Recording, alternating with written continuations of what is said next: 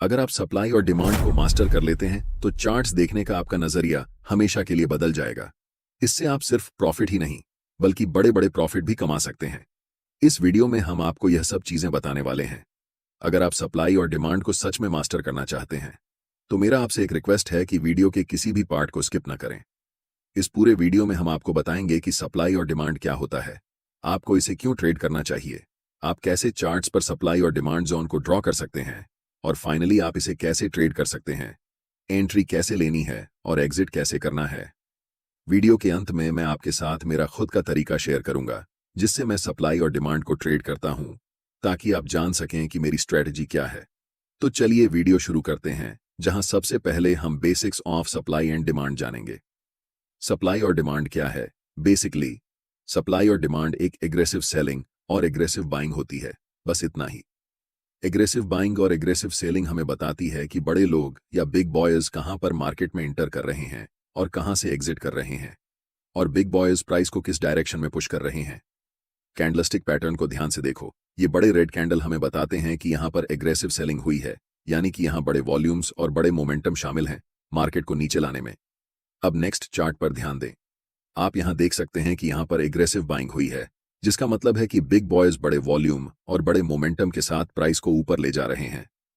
इन्हीं दोनों चीजों को आपको देखना चाहिए जब आप सप्लाई और डिमांड को ट्रेड कर रहे होते हैं, क्योंकि ऐसे मोमेंटम हमें बताता है कि स्मार्ट मनी कहां पर मार्केट में एंटर कर रही है, मार्केट को किस डायरेक्शन में ले जा रही है और मार्केट से कहां पर एग्जिट कर रही है।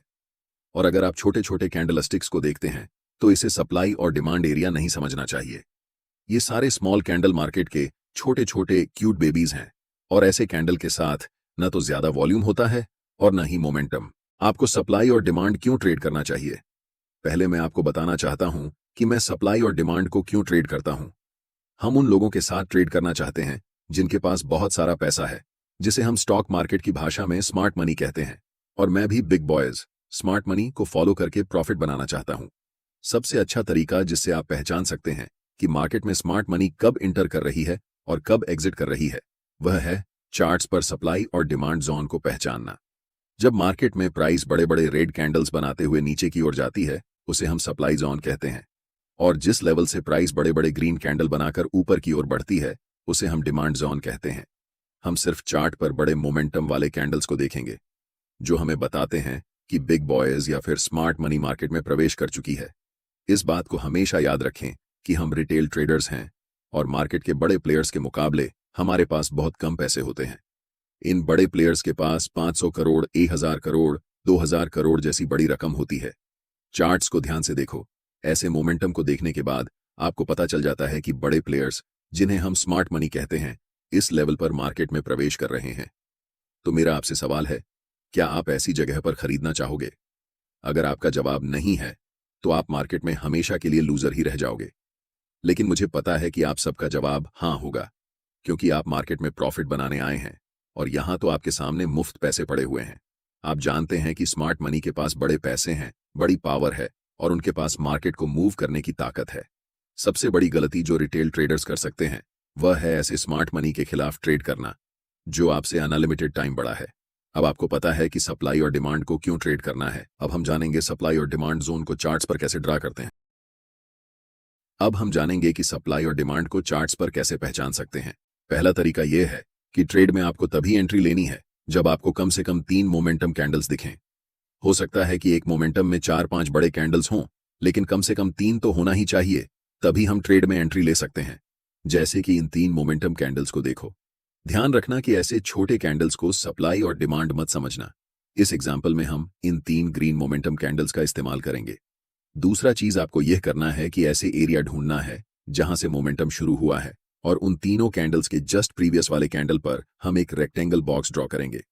ध्यान देना कि वह बॉक्स कैंडल की हाई और लो को पूरी तरह कवर कर रहा हो। अब जो आपको चार्ट्स पर यह रेक्टेंगल एरिया दिख रहा है, यह पूरा एरिया एक डिमांड जोन है, और अगली बार जब भी प्राइस इस जोन में आएगा तब यहां से आपको बाय ट्रेड में एंट्री करनी है। क्योंकि यहां पर ऐसा हो चुका है, तो ध्यान देने वाली बात यह है कि प्राइस इस जोन तक आया और उसके बाद बड़े ग्रीन कैंडल्स बनाते हुए शूट अप कर गया। सोचिए, अगर आप ऐसी जगह पर मार्केट में ट्रेड एंट्री करते हैं तो आप बहुत ज्यादा पैसा बनाने वाले हैं। चलिए अब एक और एग्जाम्पल देखते हैं। इन 3 बड़े रेड कैंडल्स पर ध्यान दें। यहां पर हमें इन कैंडल्स को सेलेक्ट करना है और इन 3 कैंडल्स के प्रीवियस कैंडल की हाई और लो को टच करते हुए राइट साइड की तरफ खींचते हुए एक रेक्टेंगल बनाना है। ये रेक्टेंगल एरिया एक स्ट्रॉन्ग सप्लाई जोन है, इसलिए हमें वेट करना है कि प्राइस दोबारा इस सप्लाई एरिया में आए। और जैसे ही प्राइस सप्लाई जोन के पास आती है, मैं चाहता हूं कि आप ध्यान से देखें कि क्या होता है। प्राइस इस जोन में आने के बाद थोड़ा कंसोलिडेट होती है और फिर एक स्ट्रॉन्ग रेड कैंडल बनाते हुए नीचे चली जाती है। यहां पर प्राइस लिटरली इस सप्लाई जोन के पास आने के बाद कोलैप्स कर जाती है। इससे आप सीखते हैं कि सप्लाई और डिमांड जोन को चार्ट्स पर कैसे पहचानते हैं। अब हम जानते हैं एक और मेथड, जिसे हम कंसोलिडेशन मेथड कहते हैं। इस चार्ट पर नजर डालें। यहां पर प्राइस एक टाइट रेंज में ऊपर नीचे हो रही है, जिसे हम कंसोलिडेशन जोन कहते हैं। अब हम एक रेक्टेंगल टूल लेंगे और इस पूरे कंसोलिडेशन जोन को कवर करते हुए राइट साइड की तरफ रेक्टेंगल को ड्रॉ करेंगे। ध्यान से देखिए कि प्राइस इसके बाद क्या करती है। प्राइस इस कंसोलिडेशन जोन को तोड़ने के बाद रीसेट के लिए ऊपर जाती है और जैसे ही वह रेक्टेंगल बॉक्स को टच करती है, प्राइस वहां से नीचे की तरफ आने लगती है। तीसरा मेथड है आपको ऐसे एरिया को खोजना जहां पर मैक्सिमम नंबर में कैंडल्स की लंबी विक्स हों। चार्ट्स पर विक्स का बनना हमें बताता है कि प्राइस उस लेवल से रिजेक्ट हो रही है और ऐसे लेवल को मार्केट में रिजेक्शन लेवल कहा जाता है। जहां पर मल्टीपल लॉन्ग विक्स वाले कैंडल्स बने हुए हैं, वहां क्या करेंगे कि रेक्टेंगल टूल सेलेक्ट करके इस पूरे विक्स वाले कैंडल्स को कवर करते हुए रेक्टेंगल बॉक्स को राइट साइड की तरफ खींचेंगे। आपको दिखेगा कि अगली बार जब प्राइस इस लेवल पर आई तो प्राइस यहां से बड़े बड़े ग्रीन कैंडल्स बनाते हुए शूट अप कर गई। इसे हम कह सकते हैं कि यह एक बहुत ही स्ट्रॉन्ग डिमांड जोन है। अब हम पूरे यकीन के साथ कह सकते हैं कि आप सप्लाई और डिमांड जोन को चार्ट्स पर पहचानना सीख चुके हैं। इसके बाद यह बेहद जरूरी है कि आप ये जानें कि आप इसे कैसे ट्रेड करेंगे। इस चार्ट में हमने 3 बड़े ग्रीन मोमेंटम कैंडल्स को पहचान लिया है। अब हम उनके हाई और लो को कवर करते हुए राइट साइड तक एक रेक्टेंगल जोन बनाएंगे और आपका डिमांड जोन तैयार हो जाएगा। अब हम वेट करेंगे कि कब प्राइस वापस इस डिमांड जोन में आएगी। ट्रेड में एंट्री करने के लिए आपके पास 2 सबसे ज्यादा उपयोग किए जाने वाले तरीके हैं। पहला तरीका है कि आप एक बाय लिमिट ऑर्डर प्लेस कर सकते हैं, ताकि जब भी प्राइस इस डिमांड जोन में आए तो ऑटोमेटिकली बाय ट्रेड में एंट्री हो सके। दूसरा तरीका यह है कि आप मैन्युअल बाय ऑर्डर लगा सकते हैं जब प्राइस इस लेवल पर आती है।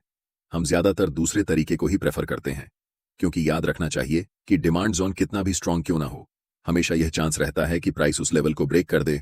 अब हम वेट कर रहे हैं कि कब प्राइस इस डिमांड जोन के पास वापस आएगी। जैसे ही प्राइस इस डिमांड जोन के पास आती है या फिर उसे टच करती है, आपको तुरंत मार्केट में एंट्री नहीं लेना है। पहले मार्केट को कंफर्मेशन देने दो कि अब मार्केट ऊपर जाने वाली है। आप देख सकते हैं कि यहां पर एक 2G कैंडलस्टिक पैटर्न बना है और ये लंबी विक्स हमें बताती है कि प्राइस यहां से रिजेक्शन ले रही है। लेकिन हम अभी भी कंफर्म नहीं हुए हैं कि प्राइस ऊपर ही जाने वाली है, इसीलिए हमें और इंतजार करना पड़ेगा। जस्ट नेक्स्ट कैंडल एक बड़ी बुलिश कैंडल फॉर्म होती है और हम यहां पर कंफर्म हो जाते हैं कि मार्केट अब यहां से ऊपर जाने वाली है, क्योंकि ये बुलिश इंगल्फिंग कैंडल हमें बताती है कि मार्केट में स्मार्ट मनी बाइंग पोजीशन बना रही है। और आप जानते हैं कि स्मार्ट मनी की एंट्री के बाद प्राइस सुपरफास्ट स्पीड से ऊपर जाने वाली है। हम यहां मार्केट में एंट्री लेंगे जिसमें हमारा स्टॉप लॉस स्विंग लो के नीचे होगा। अगर आप ज्यादा सेफ रहना चाहते हैं तो आप अपना स्टॉप लॉस बिल्कुल इस डिमांड जोन के नीचे रख सकते हैं। अगर हम टारगेट की बात करें तो ऊपरी लेवल पर प्रीवियस कुछ कैंडल्स को देखें।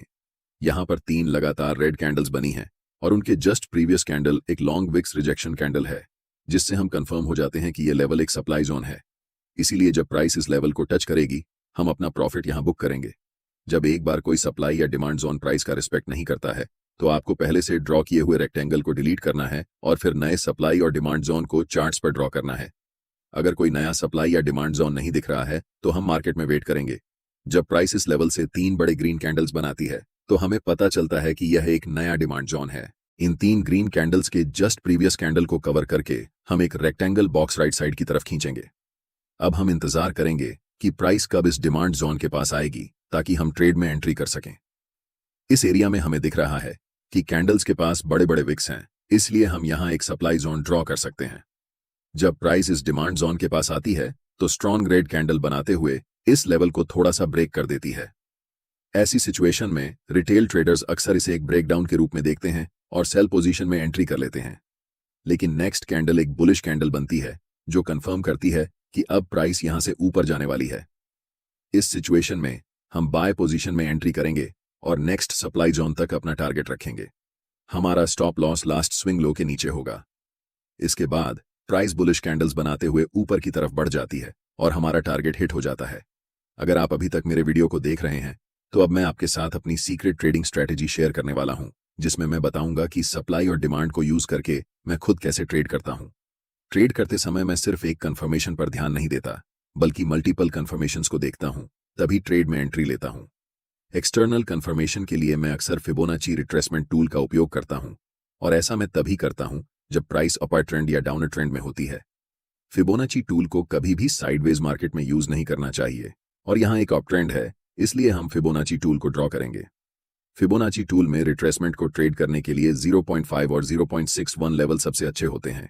इसलिए जब प्राइस इन दोनों लेवल्स के बीच आती है और एक बुलिश कैंडल बनती है, तो हम कंफर्म हो जाते हैं कि प्राइस अब यहां से ऊपर ही जाने वाली है। मल्टीपल कंफर्मेशंस के बाद हम बाय पोजीशन में एंट्री लेते हैं, जिससे मेरे ट्रेड्स का विन रेट एवरेज ट्रेड्स से ज्यादा रहता है। अगर आपको ट्रेडिंग व्यू प्रीमियम फ्री में चाहिए तो आप अपना demat account Samco trading app में खोल सकते हैं, लिंक डिस्क्रिप्शन में है। अगर आपको यह वीडियो पसंद आया है तो वीडियो को लाइक करें और चैनल को सब्सक्राइब जरूर करें, ताकि आप फ्री में प्राइस एक्शन सीख सकें। वीडियो को अंत तक देखने के लिए आप सभी का धन्यवाद।